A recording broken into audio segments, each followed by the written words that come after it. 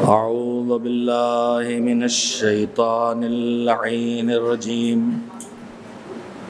بسم الله الرحمن الرحيم.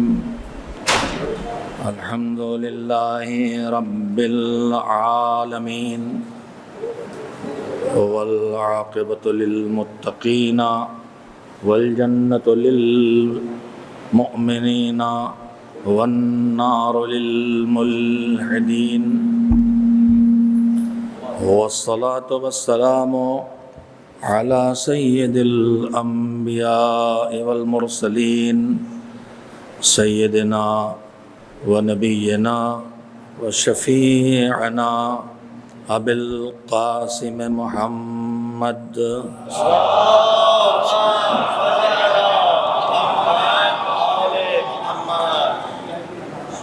وآله الطيبين الطاهرين المعصومين المظلومين، واللعنة الدائمة الباقية على أعدائهم أجمعين من الآن إلى يوم الدين. أما بعد، فقد روي عن الإمام الصادق جعفر بن محمد علیہ السلام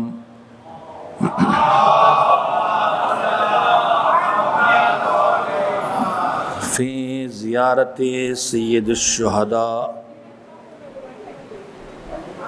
الحسين بن علي شهيد الكربات يوم عاشوراء: لقد بذل مهجته فيك ليخرج عبادك من الجهالة وحيرة الضلالة. صلوات بھیجیں محمد و آل محمد علیہ السلام.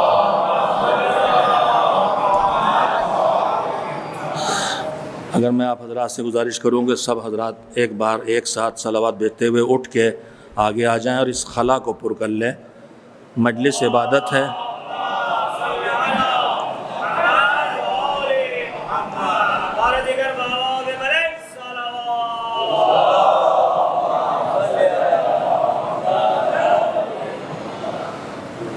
کربلا کے پیغامات میں سے ایک پیغام خود نظم و نسق بھی ہے، سلیقہ بھی ہے، منظم ہونا بھی ہے.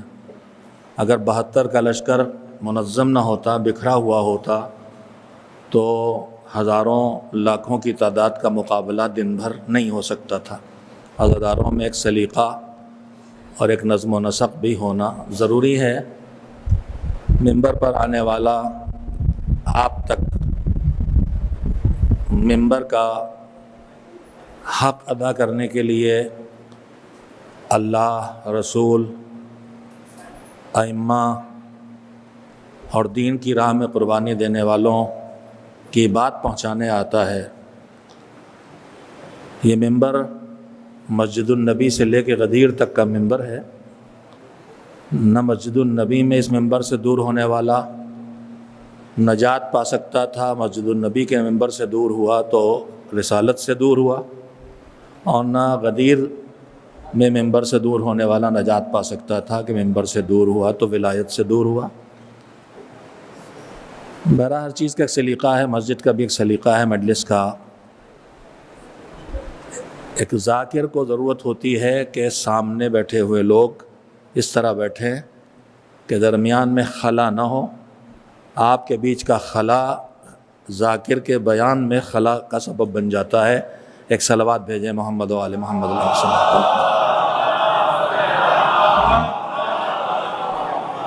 اس سے پہلے کہ میں گزارش شروع کروں، سن 1441 ہجری کا محرم کا چاند پھر نکلا ہے.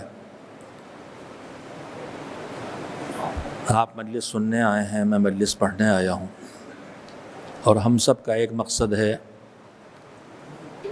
کہ حسین کو یاد کریں اور اس طرح یاد کریں جس طرح وہ چاہتے تھے کہ انہیں یاد کیا جائے، جیسے ان کی اولاد چاہتی تھی کہ حسین کو یاد کیا جائے، جیسے ان کی ماں چاہتی تھیں کہ ان کو یاد کیا جائے، جیسے ان کے نانا چاہتے تھے، بلکہ جیسے خدا چاہتا ہے کہ حسین پہ رویا جائے اور حسین کو یاد کیا جائے۔ مگر میں اس سے پہلے گزارش کروں گا کہ اس منبر سے حسین کی بات پہنچانے والے اور حسین کے سہارے رسول کی بات، نبی کی بات، امام کی بات اور خدا کی بات پہنچانے والے ان خطبہ اور ذاکرین کو ہم نہ بھولیں، اور جو شریعت نے ہمارے اوپر اخلاقی فریضہ رکھا ہے اس کو ادا کریں۔ لہذا میں گزارش کروں گا کہ ایک بار سورہ حمد اور 3 بار سورہ توحید کی تلاوت فرما کے اس منبر سے خاص کر اور تمام دنیا میں منبر رسول سے پیغام دین پہنچانے والے اور ذکر فضائل و مصائب محمد و آل محمد علیہ السلام کرنے والے تمام خطبہ، ذاکرین، شعراء، مرثیہ خان، نوحہ خان، بالخصوص جس خطیب سے منبر خالی ہوا ہے ابھی، یعنی خطیب عرفان مولانا مرزا محمد اشفاق تابہ سراہ کی روح کو ہدیہ کر دیں۔ بسم اللہ الرحمن الرحیم۔ بسم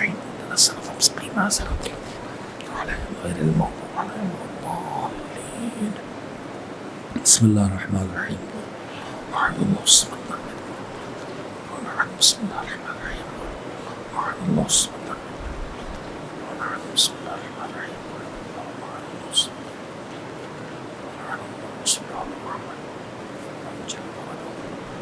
ایک بار صلوات بھیجیے محمد و آل محمد علیہ السلام پر۔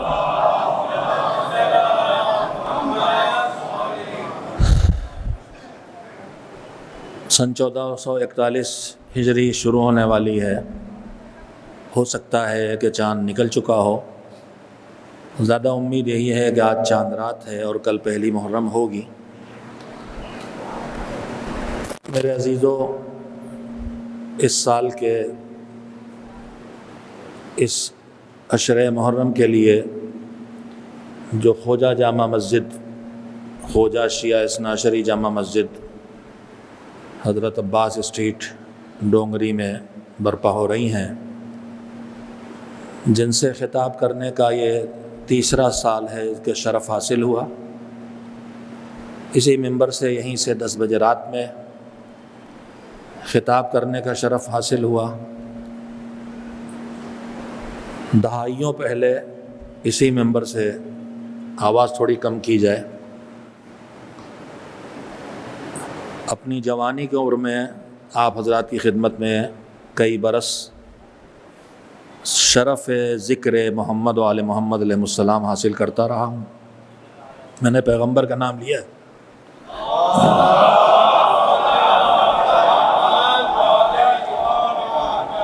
آدمی کتنی جلدی بچپن سے جوانی میں آتا ہے اور جوان سے بوڑھا ہو جاتا ہے۔ آج اس منبر پر بیٹھا ہوں بزرگوں کی جگہ۔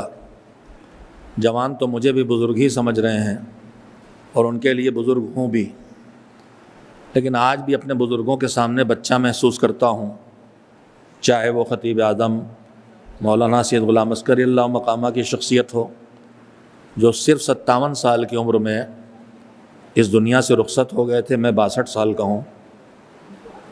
وہ میرے ماموں تھے اور مربی بھی تھے، صرف 57 سال کی عمر میں رخصت ہو گئے، لیکن ان کی شخصیت کا تصور کرتے ہیں تو لگتا ہے کوئی بہت بڑا بزرگ تھا اور میں ایک بچہ ہوں۔ اس منبر پہ وہ بھی رہے۔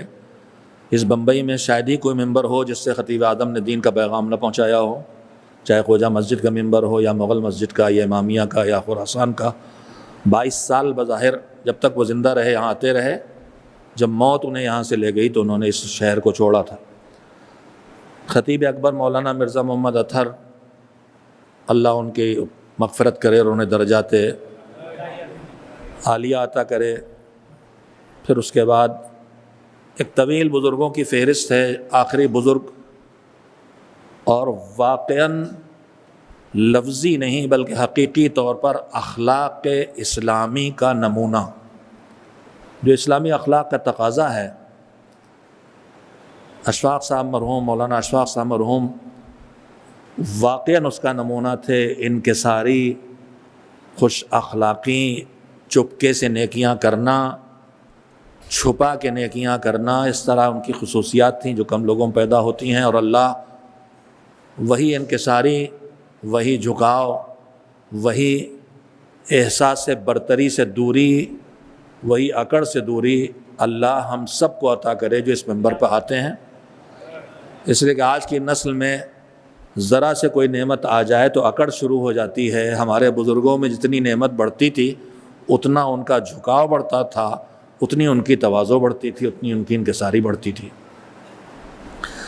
میرے عزیزوں، میں نے سال گزشتہ کربلا کیا چاہتی ہے اس عنوان سے آپ حضرات کی خدمت میں کچھ تذکرے کیے تھے. اس سال میری ان آنے والی شبوں میں عنوان گفتگو ہے عزاداری ایک عظیم عبادت ہے.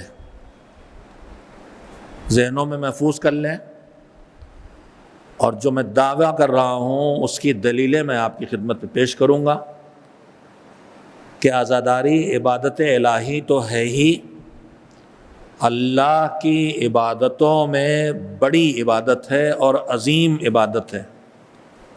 اس گفتگو میں عبادت کا مفہوم، عبادت کے نتائج، عبادت کا سلیقہ، قبولیت عبادت کے ذرائع جن پر پچھلے سال گفتگو کی ہے میں نے، عبادت کے رد ہونے اور اللہ کی بارگاہ تک نہ پہنچنے اور اللہ کی بارگاہ میں لائق قبول نہ بننے کے بارے میں سارے پہلو آپ کے سامنے رکھے جائیں گے. جب ہم یہ قبول کر لیں گے کہ عزاداری عبادت ہے تو پھر ہمارا انداز عزاداری کے لیے وہی ہو جائے گا جو انداز ہمارا تلاوت قرآن کے وقت ہوتا ہے، جو انداز ہمارا مسجد میں مصلی پہ ہوتا ہے، جو انداز ہمارا حالت روزہ میں ہوتا ہے، جو کیفیت ہماری حج میں، عمرہ میں، زیارت میں ہوتی ہے. عزاداری عبادت ہے. میرا ایک دعویٰ یہ ہے، اور دوسرا دعویٰ یہ ہے کہ عزاداری صرف عبادت نہیں ہے، عبادات خدا میں، عبادات الہیہ میں ایک عظیم عبادت ہے. یہ دو باتیں میں نے آپ کے سامنے رکھی ہیں جو بنیادی طور پر ثابت کرنا ہے مجھے. اور جب یہ دو باتیں ذہنوں میں اچھی طرح جگہ بنا لیں گی تو ذہن پھر سوچنا شروع کریں گے کہ عبادت ہے تو پھر اس کا مطلب یہ وہ کام ہے جو حکم خدا سے ہم کر رہے ہیں.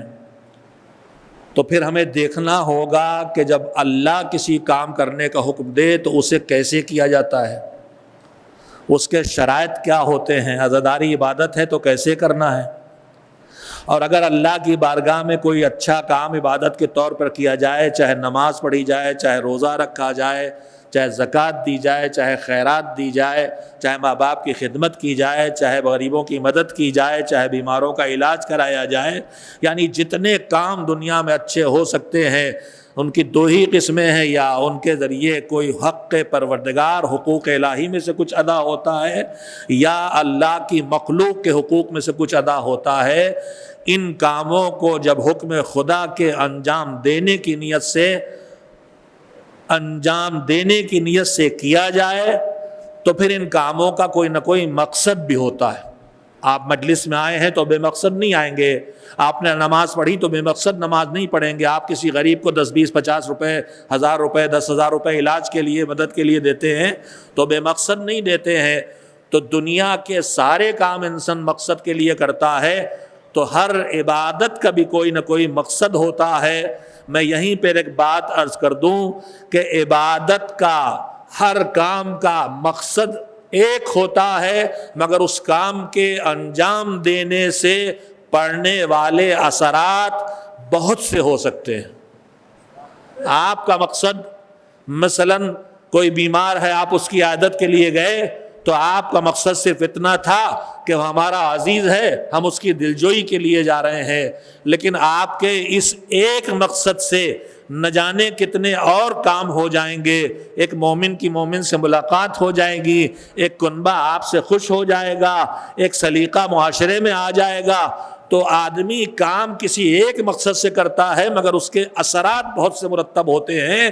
ہمیں ایک بات یہ بھی سمجھنا ضروری ہے کہ ہر عبادت کا مقصد کیا ہونا چاہیے اور اس عبادت کے اثرات و نتائج کیا ہوتے ہیں۔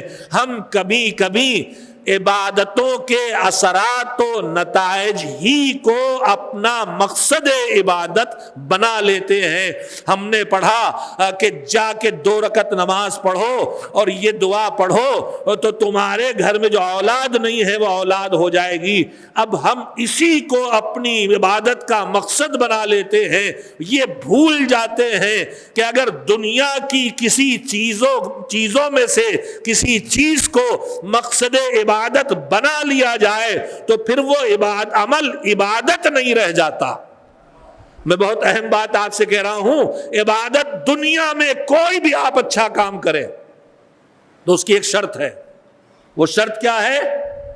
نیت کے ساتھ ہو۔ بغیر نیت کے کوئی اچھا کام اگر ہم کریں گے تو اس ارادے اور نیت کے بغیر بے ساختہ کر بیٹھے، ہمیں توجہ ہی نہیں ہے یہ اچھا کام ہو گیا تو اس پر جزا ملنا ہے، وہ عبادت بنے گی نہیں۔ جب آدمی کے ذہن میں دماغ میں کہیں پڑا ہو، ارادہ اور نیت کا مطلب لفظوں کا دہرانا نہیں ہے، مگر ذہن میں کہیں یہ بات بیٹھی ہونا چاہیے کہ یہ کام اس لیے کر رہا ہوں کہ حکم خدا ہے اور اس کے کرنے سے مجھے کیا ملے گا۔ نیت آپ کی کیا ہوتی ہے؟ یہ اچھا کام کرتا ہوں کس لیے بتائیے؟ قربتاً الی اللہ، یعنی عبادت تب بنتی ہے، شکل و صورت عبادت ہونے سے عبادت نہیں بن جاتی، بلکہ جب اس کے ذریعے اللہ کے تقرب پانے کی نیت ہو تب وہ اچھا عمل عبادت بنتا ہے۔ اب ساری رات نمازیں پڑھ کے بھی اگر دکھاوا مقصود ہو، مجھے معاف کریں، ساری رات ماتم کر کے بھی اگر نام کمانا مقصود اور دکھاوا تو یہ عبادت بننے والی نہیں ہے۔ لیکن بستر پہ شب ہجرت چادر تان کے اللہ کے حکم کی اطاعت کے لیے لیٹ جایا جائے تو یہ سو جانا بھی عبادت بن جاتا ہے۔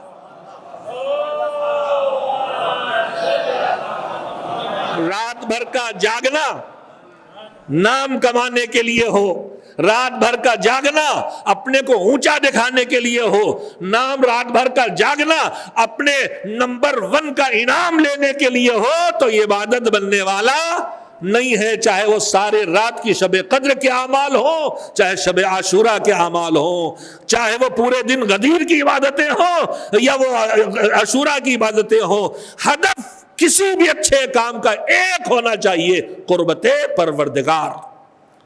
اب قربت پروردگار پانے کے بعد اثرات شروع ہوتے ہیں، آخرت کے اثرات بھی، دنیا کے اثرات بھی۔ میں آج اس تفصیل میں جانا بھی نہیں چاہتا تھا، لیکن آپ کو اس موضوع سے نزدیک لانے کے لیے میں نے اتنی بات کہہ دی۔ عبادت کیسے بنے گا کوئی کام، یہ اجمالاً آپ سے کہہ دیا۔ پھر میں کر ڈالوں تو وہ آخرت اللہ کی قربت دلا دے، میں کر ڈالوں اللہ کی قربت دلائے تو پھر جنت دلائے آخرت میں، پھر کوثر تک پہنچائے، پھر تسنیم تک پہنچائے۔ یہ آخرت کے نتائج ہیں، یہ اجر آخرت ہے۔ دنیا میں میرے یہی کام کبھی مجھے اولاد دلا دیں گے، کبھی مجھے دولت دلا دیں گے، کبھی میری روزی ٹھیک دلا دیں گے، کبھی میری بیماری کا علاج، یہی جو بتایا گیا مذہب میں۔ لیکن ہدف میرے اس عمل کا بیماری کا علاج نہیں ہونا چاہیے۔ دعا اس لیے نہیں پڑھ رہے ہیں کہ قربتاً اللہ کے بجائے بیماری کا علاج۔ اللہ کی قربت ملے گی تو اس قربت کے اثرات و نتائج میں بیماری جائے گی۔ اللہ کرے کہ میں جو بات آپ سے کہہ رہا ہوں وہ کلیئر کر سکوں، اور جس کو میں محسوس کرتا ہوں کہ پوری بات آپ تک کلیئر نہیں ہو سکی اسے پھر دہراتا ہوں۔ اگر کلیئر ہو گئی ہو تو بھی صلوات بھیج دیے، اور نہ بھی ہوئی ہو تو بھی بھیج دی، میں پتہ چلا لوں گا۔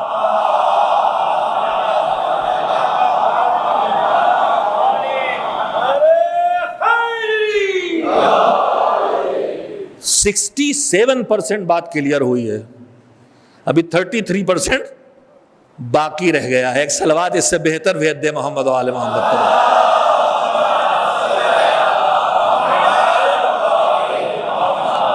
میں ایک بات بس اور اس موضوع سے متعلق جو روز آتی رہے گفتگو کہنا چاہتا ہوں کہ میرے کچھ اچھے کام کر لینے سے نہ قربت ملنے والی، نہ رضا ملنے والی، نہ جنت ملنے والی، نہ دنیا میں اس کے اثرات ملنے. صدقہ میں نے دیا عمر ہو جائے، خیرات میں نے کی بیماری سے نجات مل جائے، اچھا برتاؤ کیا اس کے نتیجے میں عمر لمبی ہو جائے. یہ جتنے اثرات عمل دنیا میں دکھائی دے رہے ہیں اور نتائج عمل اور اجر عمل آخرت میں دکھائی دے رہے ہیں، جنہیں دھیرے دھیرے آپ کے سامنے اتنی بار بیان کروں گا کہ بچہ انشاءاللہ سمجھ جائیں. میں بار بار کہہ رہا ہوں، جزائے عمل، نتائج عمل، اثرات عمل، ثمرات عمل، یہ بار بار لفظ استعمال کر رہا ہوں. نتیجہ، ثمر، پھل، جزا، بدلہ، یہ کچھ آخرت سے جڑے ہیں، کچھ دنیا سے جڑے ہیں.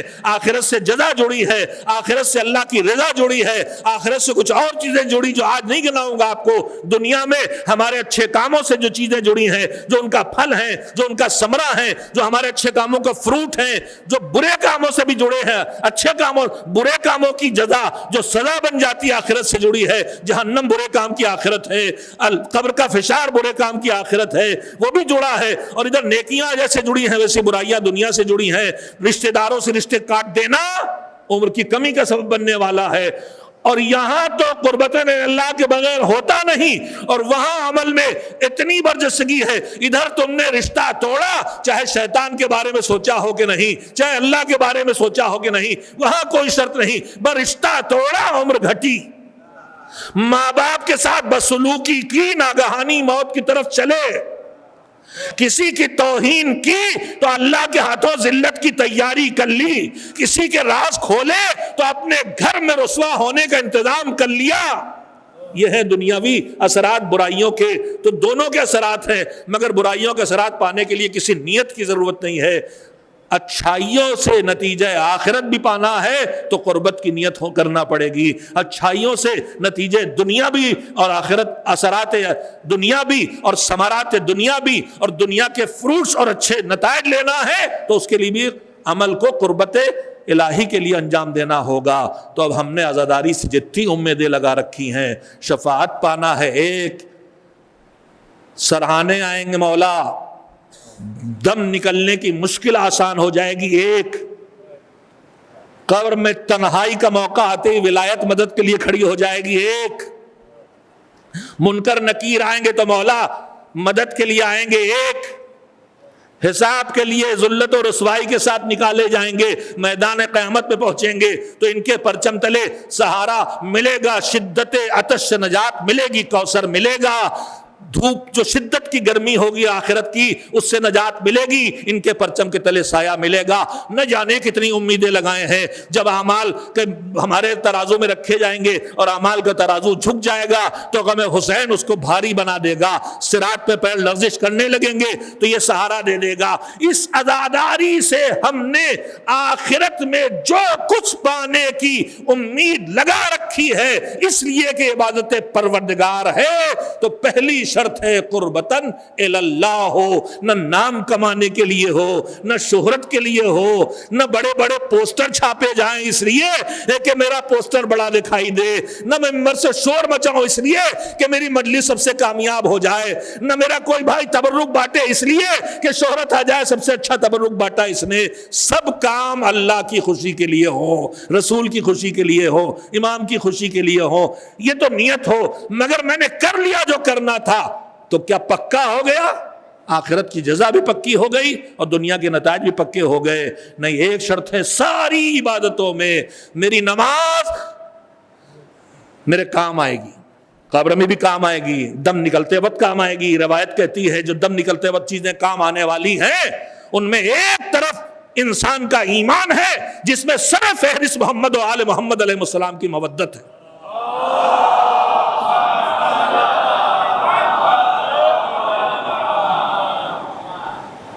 آدمی کا دم نکلے گا تو ایسی تکلیف ہوگی جیسے جسم کو آہستہ آہستہ قینچی سے کاٹا جا رہا ہو. اور مومن کی روح نکلے گی تو کیسے؟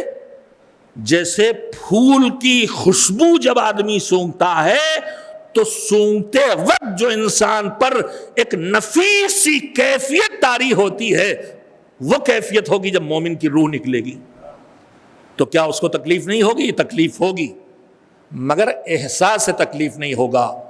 کیوں؟ تفصیل میں جانے کا وقت نہیں اور مجمع کو ضرورت بھی نہیں ہے. کیا ایسا ہوتا ہے کہ تکلیف ہو اور احساس سے تکلیف نہ ہو؟ ہوتا ہے. کہیں اور ہوتا ہو نہ ہوتا ہو، ہم جہاں سے جڑے ہیں وہاں تو یہ بہت ہوا ہے. جنگ میں پیر میں تیر لگ گیا، جنگ میں پیر میں تیر لگ گیا، پنڈلی میں اس طرح پیوست ہوا، اندر جا کے ایسا الجھا ہے کہ چھوا جاتا ہے تو علی شدت سے درد کے بے چین ہو جاتے ہیں. بچوں کے لیے میں نے نام لے لیا، بزرگوں ضرورت نہیں. مولا علی کے پیر میں تیر لگا تھا، جب نکالنا چاہے چھوتے تھے تو تکلیف ہوتی تھی، شدید الجھا ہوا تیر تھا. تیر ایسے بنائے جاتے ہیں، آگے نوک ہوتی، پیچھے دو پھل ہوتے ہیں کہ آگے جائے پیچھے نہ لایا جا سکے، پیچھے کھینچا جائے تو پھاڑتا ہوا نکلے. علی کا تیر نکالنے کی کوشش کی جا رہی تھی تو علی تکلیف ہوتی تھی. پیغمبر نے کہا چھوڑ دو ابھی. جب علی نماز پڑھنے کھڑے ہو جائے تو تیر نکال لینا. علی نماز پڑھنے کھڑے ہوئے، تیر کھینچ لیا گیا، علی کو پتہ نہیں چلا کیا ہوا. پہلی بات تو یہ کہ بڑی خاموشی سے سن لیا آپ نے، پیر کے تیر کو چھونے میں تکلیف ہوتی تھی. علی نماز پڑھنے کھڑے ہوئے تو پیر سے تیر نکل گیا، پتہ نہیں چلا. یہ علی کا خضوع و خشوع تھا، وہ بارگاہ خداوندی میں حاضر تھے، یہاں جا ہوتا رہا انہیں پتہ تک نہیں چلا. دوسری بات یہ کہ کیا پیر سے تیر نکلا تو تکلیف نہیں ہوئی؟ ہمارے آپ کے سن کرنے کا انجیکشن لگا دیا جاتا ہے، درد ہوتا ہے، احساس سے درد نہیں ہوتا، دماغ سے ڈسکنیکٹ. اکثر دوا یہی کرتی ہے کہ اس درد کو دماغ سے ڈسکنیکٹ کر دیتی ہے. تو تکلیف ہوتی ہے، احساس سے تکلیف نہیں ہوتا. علی کے پیر سے تیر نکلا، علی کو پتہ نہیں چلا، بارگاہ خداوندی میں حاضر تھے. چھوڑیے، یہ تو ولایت کے تذکرے ہیں، یہ تو ولی کے تذکرہ ہے. آئیے عام انسانوں میں آئیے. یوسف کی محبت کا الزام زلیخا پہ لگایا مصر کی عورتوں نے. زلیخا نے امتحان رکھ دیا. یوسف سامنے سے گزریں گے، ہاتھ میں چھری لینا، لیمو لینا. جب یہ سامنے سے گزرے تو چھری سے لیمو کاٹ دینا. حسن یوسف سامنے ہے، نظارے میں عورتیں میں ہیں، ہاتھ میں چھری ہے، دماغ میں بیٹھا ہے لیمو کاٹنا ہے. لیمو کاٹا، لیمو کٹنے کے بعد انگلیاں کٹی تو درد ہوا کہ نہیں؟ اگر درد ہوا تو بھی پتا کیوں نہیں چلا؟ کہ حسن یوسف کے نظارے میں تھی، اس لیے پتا نہیں چلا. تو عزیزو، یہ یا ولایت کام آنے والی ہے یا ایمان یا عمل. مومن مرنے وقت بستر پہ پڑا ہے، سامنے علی آئے، سامنے حسنین آئے، اہل بیت آئے جو ان کا وعدہ ہے، بدن کٹ رہا ہے، روح نکل رہی ہے جیسے جسم قینچی سے کاٹا جائے. مگر جب یوسف کے حسن کے نظارے میں ہو کے درد کا پتہ نہ چلے تو فخر یوسف علی سامنے ہے، مومن ان کی زیارت کر رہا ہے، بدن سے روح نکل رہی ہے.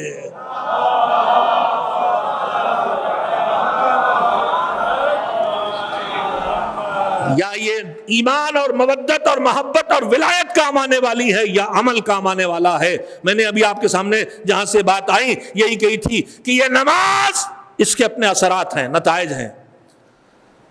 ان میں سے ایک یہ ہے، جب کسی کا دم نکلنے لگے تو اگر مشکل ہو دم نکلنے میں، اور خصوصاً جوانوں کو مشکل ہوتی ہے، اور کبھی کبھی میرے جیسے اللہ ہم سب کو محفوظ رکھے، دم نکلنے کی شدت کا ہم شکار ہوتے. کئی دن تک ہاسپٹل میں آدمی ایڈمٹ رہتا ہے. وہ دم نکلنے کی کیفیت ہوتی ہے، ہمیں نہیں معلوم کس کرب کا شکار ہوتا ہے. مگر یہاں بھی کریم پروردگار کا کرم ہوتا ہے کہ اگر گناہ کرنے والا کچھ اچھا کر کے گیا ہے جس کی وجہ سے اللہ اسے جہنم کی آگ سے بچانا چاہتا ہے، تو وہ اس کے گناہوں کی سزا اسی دنیا میں دے دیتا ہے. کبھی بیمار ڈال کے، کبھی تنگدست بنا کے، کبھی کنبے میں کوئی مصیبت ڈال کے، اور جب وہاں سے بھی پاک نہیں ہوتا تو وقت موت، شدت موت کی دے کے اسے گناہوں سے پاک کر کے برزخ تک پہنچاتا ہے تاکہ اسے زیادہ نہ ملے۔ یہ بھی پروردگار کے کرم کا ایک حصہ ہے، کوئی سختی نہیں اس کی طرف سے، ہمارے اعمال کی سزا ہے۔ تو کہا اگر کسی کے دم نکلنے میں دشواری ہو رہی ہو تو اسے اٹھا کے وہاں لے جا کے لٹا دو اس کے گھر میں جہاں وہ نماز پڑھا کرتا تھا۔ میرے عزیزو، ہمیں بزرگوں سے سبق ملا ہے۔ بمبئی کے چھوٹے چھوٹے گھر کہنا مشکل ہے، کمروں میں، کھولیوں میں بھی ہم ایک چھوٹی سی جگہ پاتے ہیں جہاں چھوٹا سے تعزیہ زرعی علم رکھا ہے، اور مومن وہاں جا کے حسین کو یاد کر لیتا ہے۔ اور جو ذرا سے بھی بزرگوں سے جو شعور ملا ہے اس کی پابندی کرتے ہیں، تو اس چھوٹے سے گھر میں بھی ہمیشہ آدمی نماز جماعت سے مسجد میں جا کے نہیں پڑھ پاتا، فرائض بھی گھر میں پڑھنا پڑتے ہیں، اور اگر فرائض جماعت سے پڑھ بھی لے پابندی سے تو مستحبات میں ہے کہ نوافل کو گھر میں پڑھے۔ اور یہ بھی حکم ہے، حکم نہیں ہے، اللہ کی رحمت ہے کہ کل جب دنیا سے جائے گا اور جگہ جگہ اس نے نماز پڑھی ہوگی تو زمین کا ہر وہ ٹکڑا جہاں اس نے نماز پڑھی ہوگی اللہ کی بارگاہ میں گواہی دے گا، اس نے میرے سینے پہ کھڑے ہو کے تیرا سجدہ کیا تھا، اس پہ رحم کر۔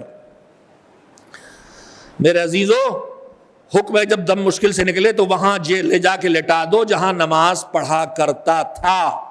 لہذا میں اپنی بہنوں سے جب تک آواز پہنچ رہی ہے خاص کر کے کہ جو گھر میں ترتیب بناتی ہیں، یہ بیٹے کی جگہ لیٹنے کی، یہ بیٹی کی، یہ ان کا کمرہ، کمرے والے نہیں ایک ہی کمرہ، اس میں یہ ان کا بیڈ ہے، یہ ان کا بیڈ ہے، اسی چھوٹے سے گھر میں جہاں ایک چھوٹی سی زری رکھ کے امام باڑہ بنایا ہے، اسی کے آس پاس کوئی ایک نماز کی جگہ بھی بنا دی جائے جہاں گھر والے آ کے سب نماز پڑھا کریں۔ کیوں؟ اس لیے کہ یہ امام باڑہ بھی کام آنے والا ہے اور یہ سجدگاہ بھی کام آنے والی ہے۔ یہ امام باڑہ ولایت کو زندہ رکھے گا تو سرانے جب وہ آئیں گے مشکل آسان ہو جائے گی، اور یہ سجدگاہ کیا کرے گی؟ یہ سجدگاہ حسین کو یاد دلاتی رہے گی تو کربلا دل میں زندہ رہے گی۔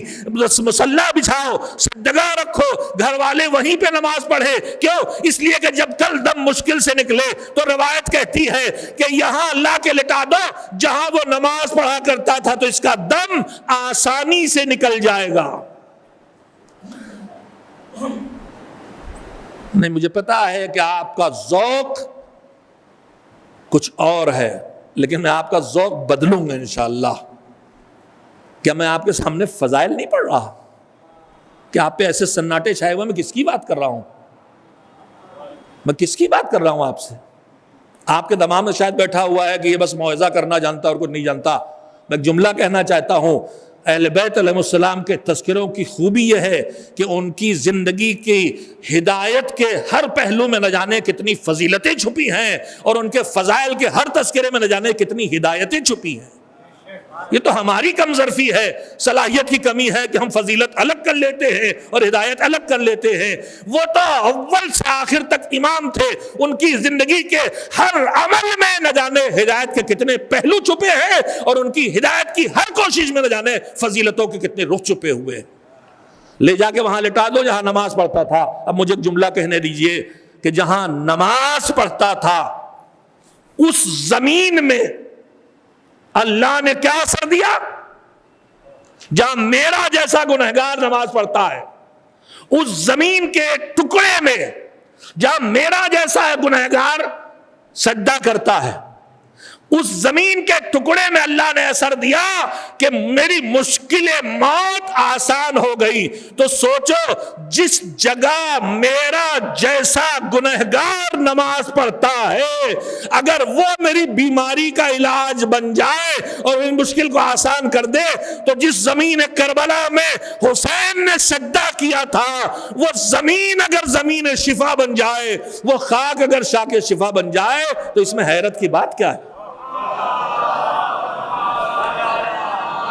زیادہ سے زیادہ شاید میرا پسینہ کبھی گر گیا ہو یا شاید کبھی میری آنکھوں کے آنسو یہاں گر گئے ہوں، تو اگر زمین اتنی قیمتی ہو گئی میرے جیسے گنہگار کے کھڑے ہونے سے کہ میری مشکل آسان کرے، تو وہ خاک کربلا جہاں حسین نے نماز جماعت بھی پڑھی، جہاں سجدہ آخر بھی کیا، جہاں ان کے آنسو بھی گرے ہیں، جہاں ان کے خون بھی جذب ہوا ہے، وہ زمین اگر زمین شفا بن جائے، وہ خاک اگر خاک شفا بن جائے، تو اس میں تعجب کی بات کیا ہے؟ ایک صلوات بھیج دیں محمد و آل محمد علیہ السلام کو۔ میں نے آپ حضرات کی خدمت میں ابھی بالکل تمہیدی گفتگو کی ہے، اپنے دعوے کی کوئی دلیل بھی نہیں پیش کی، اب میں تمہیدی گفتگو کہیں پہ روک کے میرے عزیزوں باقی باتیں کل تسلسل سے رہیں گی۔ عزاداری ایک عظیم عبادت ہے، میرا موضوع گفتگو یہ ہے، مجھے اسے عبادت ثابت کرنا ہے اور اس کے بعد اس کی عظمت کا تذکرہ کرنا ہے۔ پہلی بات کہ وہ عبادت ہے، اس سلسلے کی پہلی دلیل قرآن کریم کی آیہ کریمہ سے۔ قرآن کریم میں پروردگار عالم سارے عالم اسلام کو ایک حکم دے رہا ہے، حکم ہے سوال کے لہجے میں۔ بسم اللہ الرحمن الرحیم، سورہ شورى کی آیت ہے، قُلْ لَا أَسْأَلُكُمْ عَلَيْهِ أَجْرًا إِلَّا الْمَوَدَّةَ فِي الْقُرْبَى۔ اے پیغمبر، آپ سے ان سے پوری مجالس آپ سنتے ہیں، اشرے کے اشرے آپ نے سنے ہیں، مجھے تفسیروں میں جانے کی ضرورت نہیں، نہ بیان کر کے آپ کا وقت لینے کی ضرورت ہے۔ یہ آیت کس کے لیے نازل ہوئی؟ یہ آیت آئی ہے تاکہ سارا عالم اسلام جو مسلمان ہوا ہے تبلیغ پیغمبر کے نتیجے میں، وہ پیغمبر گرامی کے اہل بیت سے محبت کرے۔ یہ طے شدہ ہے، مجھے اس میں کوئی آپ کے سامنے اس موضوع کو ثابت کرنے کی ضرورت نہیں ہے۔ جو کہیں کوئی انکار کرے گا تو اس سے بات کریں گے۔ عالم اسلام میں بھی اختلاف پیدا کرنے کی کوشش کی گئی، لیکن آخر کار گھوم کے واپس آتے ہیں کہ قربا سے مراد نہ ازواج ہیں، نہ اصحاب ہیں، نہ ہر رشتہ دار ہے۔ قربا سے مراد صرف اہل بیت طاہرین علیہم السلام ہے۔ ایک صلوات بھیجیں محمد و آل محمد۔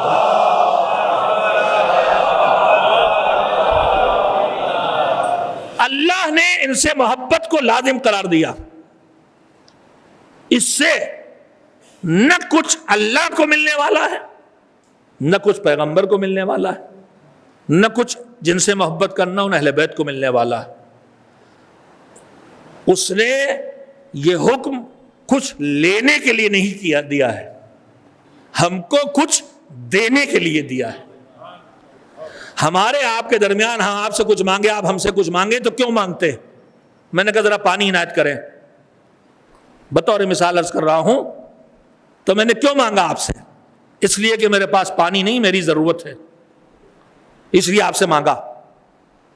کبھی ایسا ہوتا ہے کہ میرے پاس ہے مگر پھر بھی میں مانگتا ہوں، طلب کرتا ہوں، ڈھونڈتا ہوں، کوشش کرتا ہوں حاصل کرنے کا۔ آپ ہم سب یہاں بیٹھے حضرات، اللہ کرے سب ایسے ہو کہ جن کے پاس تھوڑی بہت روزی ضرور ہو۔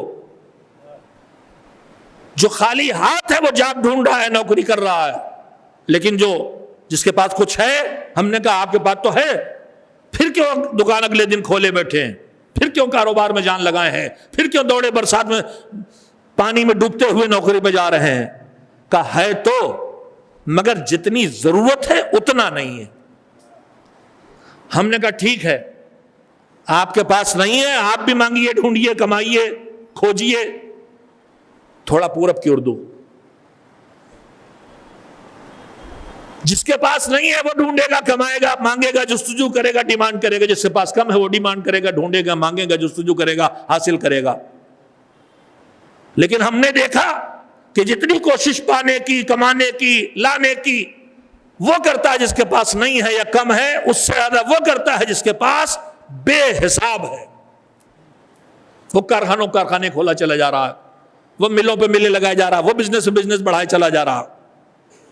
ہم آپ سال بھر میں شاید 1 انچ بھی آگے نہیں بڑھ پاتے، اور وہ جن کے پاس ہے وہ میٹروں کے حساب، کلومیٹروں کے حساب سے اقتصادی ترقی کر جاتے ہیں۔ ہم نے کہا یہ جان کیوں کھپائے پڑے ہیں، تک ان کے پاس، ان کو پتہ تک نہیں کتنا ہے، یہ زندگی اس پہ گزار لیں۔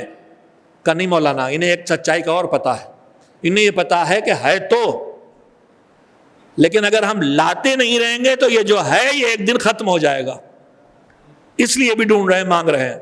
تو جستجو، ڈیمانڈ، تلاش کے پیچھے 3 وجہ ہوتی ہیں: نہ ہو، کم ہونے کا خطرہ ہو. 3 وجہ ہیں. اگر کوئی وجہ آپ کی سمجھ میں آئے تو مجھے بتا دیجئے، اگلی مجلس سے اوپر پڑھوں گا. میرے پاس نہیں تو ڈھونڈوں گا، مانگوں گا، طلب کروں گا. کم ہے تو مانگوں گا، طلب کروں گا. کم نہیں ہے، کم ہونے کا ڈر ہے تو مانگوں گا. تو مالک تو نے کیوں مانگا؟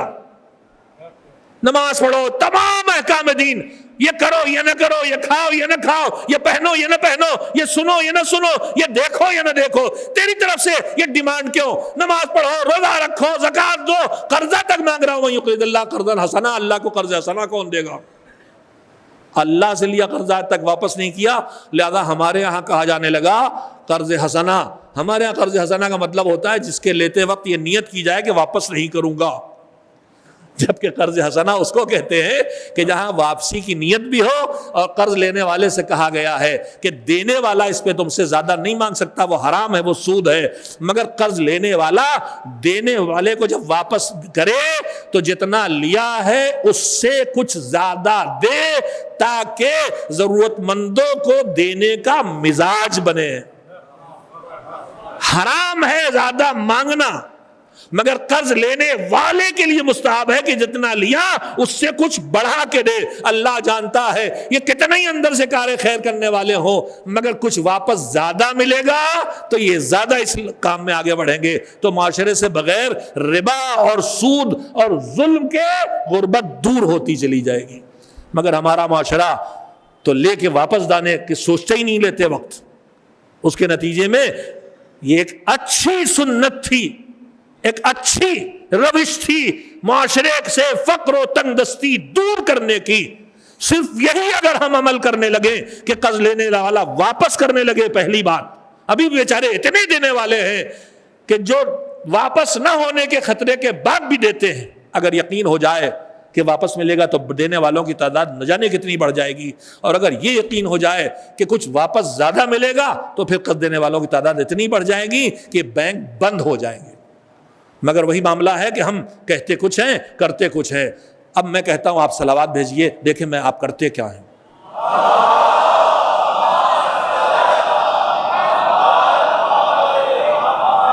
اللہم صلی علی محمد وعلی.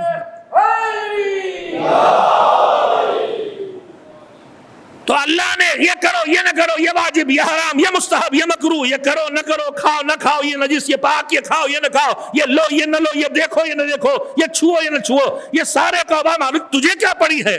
کون اللہ کو قرضہ دے گا؟ زکات دو یہ بڑھا دیں گے، اور صدقہ دو تو یہ نعمت دے دیں گے، اور خیرات کرو تو تجھے کیا پڑی ہے مالک؟ بھئی کون مانگتا ہے، کون ڈیمانڈ کرتا ہے؟ توجہ دیں گے. میں نے ابھی 3 کیٹیگریز گنائی ہیں، دیکھیں کسی کو یاد ہے؟ دیکھیں میرا تعلق، ایک تو میں ایک ایسے استاد سے پڑھ کے آیا ہوں، میری تعلیم جامعہ نازمیہ لکھنؤ کی ہے. بعد میں تھوڑے دنوں کے لیے قم والوں کو بھی ستانے چلا گیا تھا کہ جب کوئی کودن قسم کا شاگرد آ جائے تو اسے کیسے پڑھایا جاتا ہے، سیکھ جائیں. میرے مدرسے میں بہت اچھا اساتذہ مجھے ملے، انتہائی بزرگ اور انتہائی محبتی. ان میں مولانا سید ہاشم صاحب مرحوم تھے. وہ پڑھاتے پڑھاتے ایک دم سے کہتے تھے واپس کرو. تو کیا واپس کرے مول صاحب، آپ سے نہ قلم لیا نہ پنسل لی، کچھ تو نہیں لیا. کہتے تھے اتنی دیر پڑھایا، جو پڑھایا ہے وہ واپس کرو. یعنی ایک دم سے رک کے پوچھ لیتے تھے جو پڑھا سمجھے ہو کہ نہیں سمجھے ہو تو سناؤ. تو میں اس استاد کا شاگرد ہوں، لہذا آپ سے کہہ رہا ہوں واپس کرو. اور میں اس ادارے میں ہوں، آج 35 سال ہو گئے. 1987 سے 85 سے جوائنٹ سیکریٹری، 87 سے تنظیم المکاتب میں سیکریٹری ہوں. 50,000 بچے تو اس وقت پڑھ رہے ہیں اور لاکھوں پڑھ کے نکل گئے دین سیکھ کے. الف سے اللہ، تے سے تازیہ، جیم سے جنماز، سین سے صدگاہ، ذات سے ذریعہ، عین سے علم سیکھ کے. اردو کی کتاب سنائی میں نے، آپ نے سکھا رہے ہیں زبان اور سکھا کے آ رہے ہیں الف سے اللہ تو تے سے تازیہ، عین سے علم تو سین سے صدگاہ. یعنی ہم ایسا مومن تیار کر رہے ہیں کہ جس کی پیشانی پہ انشاءاللہ سدے کا نشان ہوگا اور جس کے سینے پہ انشاءاللہ ماتم کا نشان ہوگا، جو ایک طرف امام باڑے کو بھی آباد کرے گا، ایک طرف مسجد کو بھی آباد کرے گا. تو میرا تو سابقہ ہی بچوں سے ہے، میں بھول کے آگے نہیں بڑھتا. میں اتنی محنت کروں اور آپ سے اتنی محنت لوں اور آپ کو بھول جانے دوں. بتائیے آدمی ڈیمانڈ کیوں کرتا، مانگتا کیوں ہے، ہاتھ کیوں پھیلاتا ہے، کوشش کیوں کرتا ہے؟ نہ ہو تو ایک میں نے آپ کو سہارا دے دیا. آگے بتائیے، نہ ہو تو ارے بھیا میں قبر میں اور آپ تلقین تھوڑی پڑھ رہے ہیں. یہ جو اوپر سے نقل کرائی جاتی ہے یہ اللہ نے ایک اکلوتی نقل رکھی ہے جو مستحب ہے. نقل کراؤ اب تو پھسڈی پاس ہو جائے. مگر جو سال بھر کتاب نہیں اٹھاتا اسے نقل کرنا بھی نہیں آتا. اتنا دین نہ بھلاؤ, اتنے اصول دین نہ بھولو کہ قبر میں جب اوپر سے تلقین سنائی جائے تو دہرانے کے لائق نہ رہو. کم سے کم یہاں زبان پھوڑ لو کہ اللہ ایک, پنجتن 5, امام 12, معصوم 14, اصول دین یعنی دین کی جڑیں 5 ہے, توحید, نبوت, عدالت, امامت, قیامت, اشہدو ان لا الہ الا اللہ واشہدو ان محمد رسول اللہ واشہدو ان علی ولی اللہ. اتنی زبان اتنی پھوڑ لو کہ جب وہاں نقل کرائی جائے تو کر سکو. ایک صلوات بھیجے محمد والے نہ ہو تو ڈیمانڈ, کم ہو تو ڈیمانڈ, کم ہونے کا ڈر ہو تو ڈیمانڈ. مالک تیرے کے ہاں کا کوئی نعمت ایسی جو نہ ہو, سب ہے. کوئی ایسی جو کم ہو نہیں, کچھ کم نہیں. اس کے پاس کیا کم ہوگا؟ ہمیں دے دے کچھ نعمتیں تو ہمارے پاس کم نہیں ہوتی. ہمیں آپ کو محبت دے دی, ایک بچہ ہوا, 2 ہوئے, 5 ہوئے, پوتے پرپوتے, نواسی نواسے, ان کے اولاد ان کی اولاد, محبت بانٹے چلے جا رہے ہیں. کھینچی بھر کے نواسے پوتے. کھینچی جانتے ہیں بمبئی والے کھینچی کیا جانے, پورب والوں سے پوچھ لیجئے گا. وہ جو بڑی سے جھابی جس میں یہاں چھوٹی ہوتی, یہاں بانس کی بنی ہوئی, ہمارے ہاں ارہر کی پیڑ کی ہوتی ہے, ارہر کے پودے کی, جھانکھڑ کہتے ہیں اس کو. میں بارہ-بنکی کے ٹھیٹ دیہات کا رہنے والا ہوں, لکھنؤ کا پڑوسی. لکھنؤ کو بدنام کرنے اصلی لکھنوی کی جگہ ممبر پہ ہٹ کے بیٹھ گیا ہوں. ایک صلوات بھیجے محمد والے محمد. بڑے سے جھابی میں بھر کے میرے کنبے میں بچے پوتے نواسی نواسے. اللہ الہ آمین تو کہہ دیجئے. آپ قائل ہوں گے, ہم نہیں قائل ہیں. روزی اللہ دیتا ہے, ہم نہیں دے رہے ہیں. یہ فیملی پلاننگ یہودیوں کا اسکیم ہے کہ وہ کم وقت تعداد میں کم ہے تو چاہتے ہیں ہماری تعداد بھی گھٹا دیں. ہمارے پیغمبر نے تو فرمایا تھا تناکحوا تکثروا تناسلوا تکثروا, شادیاں کرو, بچے پیدا کرو, تعداد بڑھاؤ. یہ دشمن آپ کو کم کر رہا ہے, آپ کی تعداد سے ڈر کے کم کر رہا ہے. تو میرے عزیزو, اس کے پاس کیا کم ہوگا, میرے پاس کم نہیں ہوتا. محبت دے دی, محبت بانٹتے چلا جاتا ہوں, محبت کم نہیں ہوتی. اس نے علم دے دیا آپ کو, آپ نے مجھے بھی پڑھایا, ان کو پڑھایا, ان کو پڑھایا. آپ علم بانٹتے چلے جا رہے ہیں, کم نہیں ہوتا, کچھ بڑھ ہی جاتا ہے. تو اس کی دی ہوئی نعمتیں ہم بانٹنے لگیں تو ان میں سے بہت سی نعمتیں جو کم نہیں ہوتی. علم کم نہیں ہوتا, محبت کم نہیں ہوتی.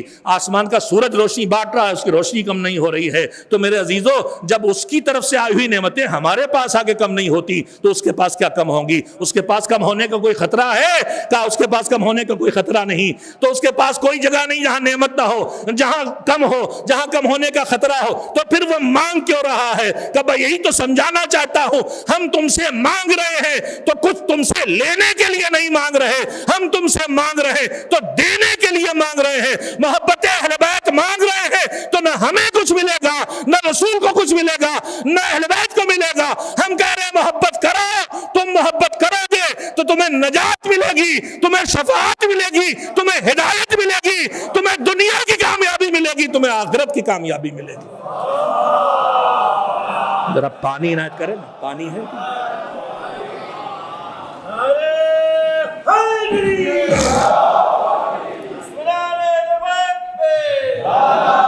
میں ایک ہی دلیل پہ بات ختم کروں گا, باقی گفتگو کل انشاءاللہ. عزاداری عبادت ہے. پہلی دلیل دے رہا تھا آیہ مودت, محبت ہمارے دلوں میں رکھی. اس کی ذرا سے تشریح سن لیں. ہمارے چھٹے امام حضرت جعفر صادق علیہ السلام کے کلمات ہیں جنہیں میں دوہرا رہا ہوں, اور اس طرح کے فقرے اور ائمہ کی زبان سے بھی نقل ہوئے ہیں کہ شیعتنا من فاضل طینتنا, ہمارے شیعہ ہماری بچی ہوئی طینت سے بنے ہیں. میں طینت کا ترجمہ مٹی نہیں کروں گا, اگر بات میری خلقت کی اکیلی ہوتی تو میں مٹی کہہ دیتا. لیکن جب انہوں نے کہا کہ ہم اہل بیت کی بچی ہوئی طینت سے, ہمارے ایک صلوات بھیجے محمد والے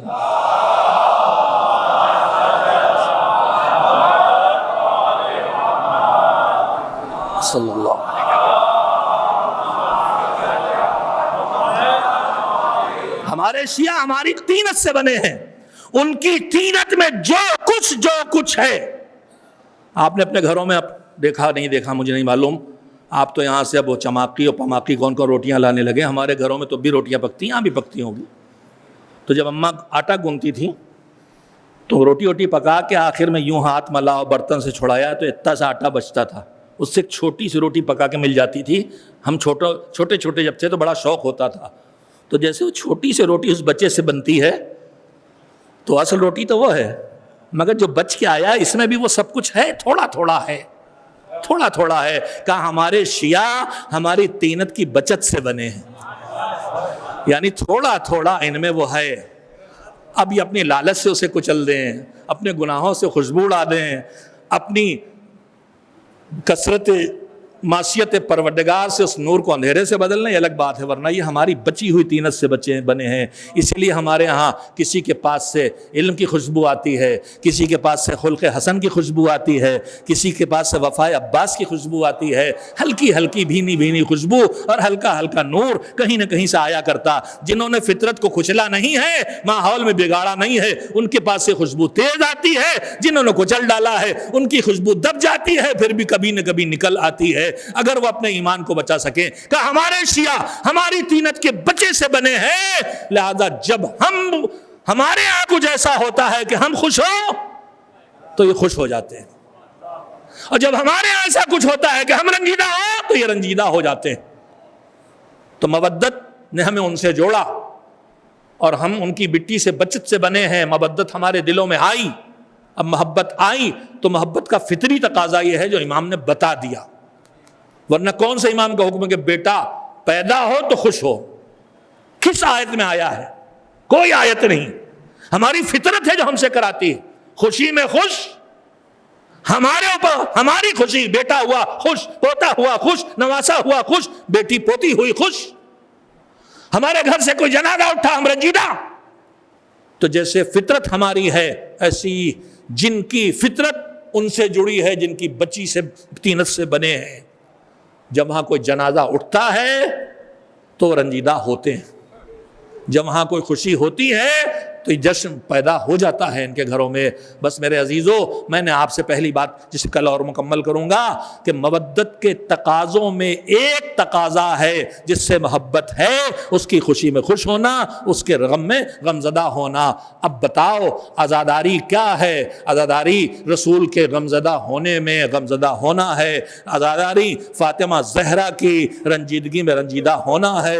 عزاداری آدم کے گریہ کرنے میں شامل ہونا ہے. عزاداری نوح کے ماتم میں شامل ہونا ہے. عزاداری علی کے لخت جگر کی شبر شہادت سننے پر میدان صفین میں بیٹھ کے رونے والے علی کے گریے میں شامل ہونا ہے. تو بتاؤ آیہ مودت کہہ رہی ہے کہ نہیں کہ عزاداری کرو، جن سے تمہیں محبت ہے ان کی مصیبت میں مصیبت زدہ بن جاؤ. بس ہم آپ آج جمع ہوئے، چاند نکلا ہے محرم کا چاند. صدیوں پہلے سے جس چاند کو دیکھنے والوں کو خبر تھی، مگر یہ خبر پھیل گئی تھی.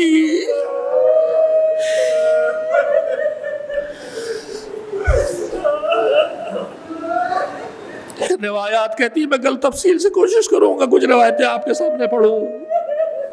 شہادت حسینی نہیں، ولادت حسین سن 4 ہجری اور وفات پیغمبر یا شہادت پیغمبر 11 ہجری کا دوسرا مہینہ. حسین 6 سال کے، 6 سال کچھ مہینے کے. جو روایات کتب اہل سنت میں محفوظ ہیں، ہمارا ایک محقق عالم گزرا ہے علامہ امینی رحمہ اللہ، جنہوں نے الغدیر لکھی ہے، ولایت امیر المومنین پر بہترین اور جامع ترین کتاب ہے. انہوں نے ایک کتاب اور لکھی ہے سیرتنا و سنتنا، ہماری سیرت اور ہماری سنت، ہمارے آداب اور ہماری عادتیں. اس میں انہوں نے لکھا ہے کہ ہم جو یہ گریہ کرتے ہیں یہ حکم خدا بھی ہے، حکم رسول بھی ہے، حکم ائمہ بھی ہے.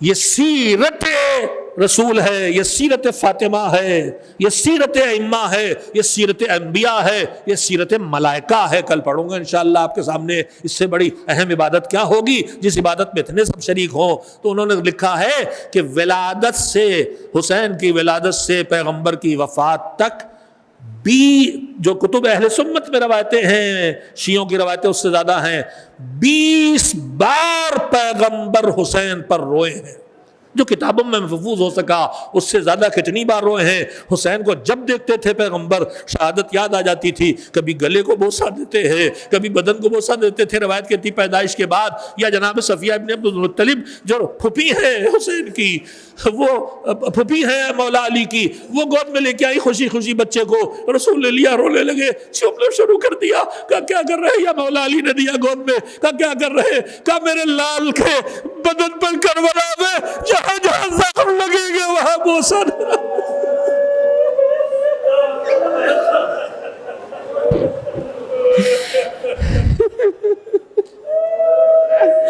ارے کہاں زخم لگے تھے جب رخصت آخر کے لیے حسین پہنچے تھے، بیٹی کے بعد بھی پھوپھی نے اٹھایا، بیٹا اٹھ دیکھ تیرا باپ ملنے آیا۔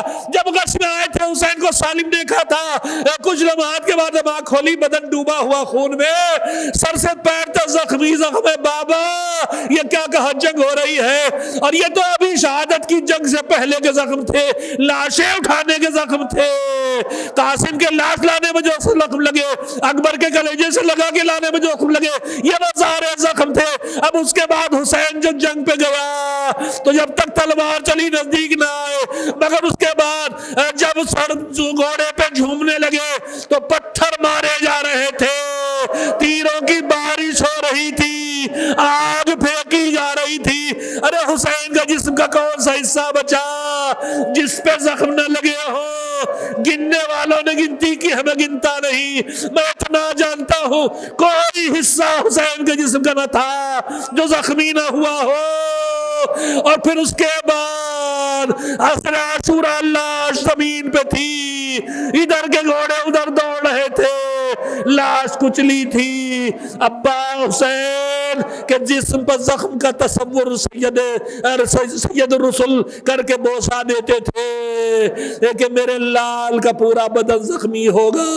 بس میں یہی ختم کرتا ہوں، باقی مصائب کے تذکرے کل، مگر اتنا کہنا چاہوں گا 20 مرتبہ حسین پر رسول روئے، کبھی ام سلمہ کے حجرے میں، کبھی ام المومنین عائشہ کے حجرے میں۔ روایت کی تفصیل کہتی 6 بار ام سلمہ کے حجرے میں روئے، 3 بار ام المومنین عائشہ کے حجرے میں روئے، 1 سے زیادہ بار اصحاب کے درمیان حسین کو یاد کر کے پیار کر کے روئے، اور سارے اصحاب روئے۔ اصحاب جو مجمع میں مسجد میں تھا، سب رسول اللہ کے ساتھ حسین کی شہادت سے پہلے ان پر روئے۔ ارے جب اصحاب بھی روئے، جب اہل بیت بھی روئے، تو پھر یہ مسلمان کیوں نہ روئے حسین پر؟ یہ سیرت اصحاب بھی ہے، سنت اصحاب بھی ہے۔ بس میں ختم کروں، اسی منزلوں میں ایک منزل تھی، ام سلمہ کے حجرے میں آئے، کہا تھکن ہے، اکیلے تھوڑی دیر آرام کرنا چاہتا ہوں۔ ام سلمہ کسی کو اندر نہ آنے دینا۔